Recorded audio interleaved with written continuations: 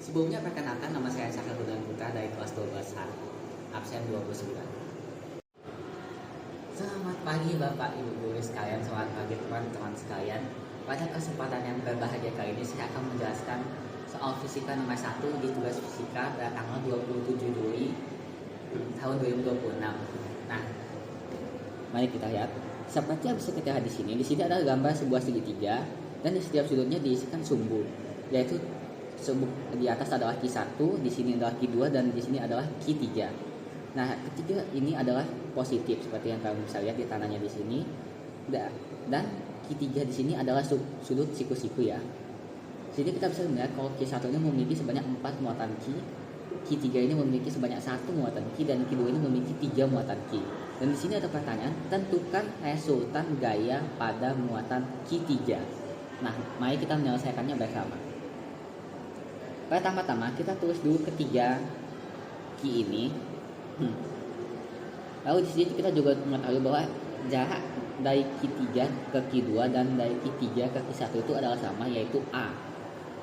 Jadi kita juga menulisnya kalau jaraknya ini adalah A.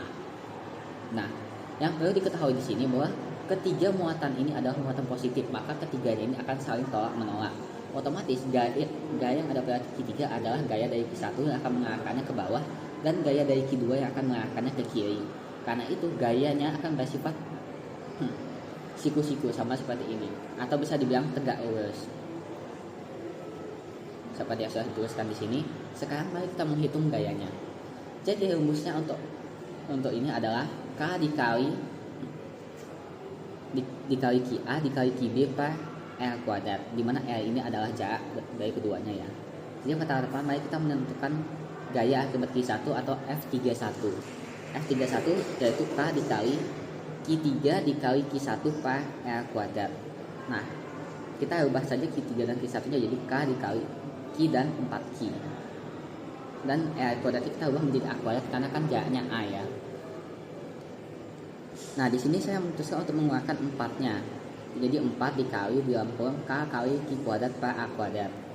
Kita melakukan yang sama untuk F32 atau gaya akibat Q2, yaitu K dikali Q3 dikali Q2 per R kuadrat. Jadi kita ubah saja menjadi Q dikali 3Q. Jadi nanti ini kita keluarkan di 3 dikali K dikali Q kuadrat per A kuadrat. Nah, sekarang kita memisahkan bahwa K dikali Q kuadrat per A kuadrat sama dengan X. Nah, untuk mencari resultannya, rumusnya itu adalah F31 kuadrat tambah F3 kuadrat diakarkan ya.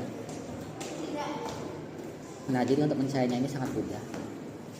Sekarang ini kalian masukkan saja rumusnya, karena kan tadi kita sudah memisahkan ini sama dengan X, yang berarti ini kita ubah menjadi 4X kuadrat ditambah 3X kuadrat. Hasilnya adalah 16X kuadrat tambah 9X kuadrat, dimana 16 tambah 9 itu 25X kuadrat, dan 25 itu adalah dan akar dari 25 itu adalah 5, dan akar dari X kuadrat itu adalah X, sehingga kita langsung ubah saja menjadi 5X atau 5 dikali K dikali Q kuadrat per A kuadrat. Kalian juga bisa mencari nilai K, tapi saya tidak mencarinya di sini agar lebih mudah dituliskan. Sekian dan terima kasih. Ya. Baik, selamat pagi untuk Bapak Andika. Saya Ayu Putri Maharani yang semula akan menjelaskan tentang arah vektor dari medan listrik untuk muatan positif dan juga muatan negatif. Jadi kita tahu bahwa untuk muatan positif, arah vektornya itu mengarah keluar dari muatan listrik tersebut.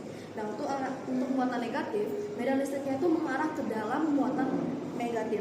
Nah, untuk banyak dari gaya hayal ini, garis-garis hayal ini kan untuk menunjukkan bahwa di sini ada medan listrik. Nah, semakin banyak garis hayal alias garis-garis yang ini, itu maka semakin besar juga medan listriknya. Ketika muatannya itu kecil, maka medan listrik yang dihasilkan akan kecil. Berarti nanti garis hayal itu akan lebih sedikit dari yang ini. Nah, ini adalah ilustrasi ketika mereka melakukan interaksi yang menghasilkan gaya listrik. Jadi kalau misalnya interaksinya itu adalah interaksi tarik-menarik, dia akan saling bersentuhan seperti ini, dan kalau misalnya tolak menolak dia akan saling menjauhi. Tapi yang harus diingat bahwa ketika mereka melakukan suatu hubungan tarik menarik ataupun tolak menolak, tidak boleh ada gaya hayal yang saling berpotongan. Sekian, terima kasih.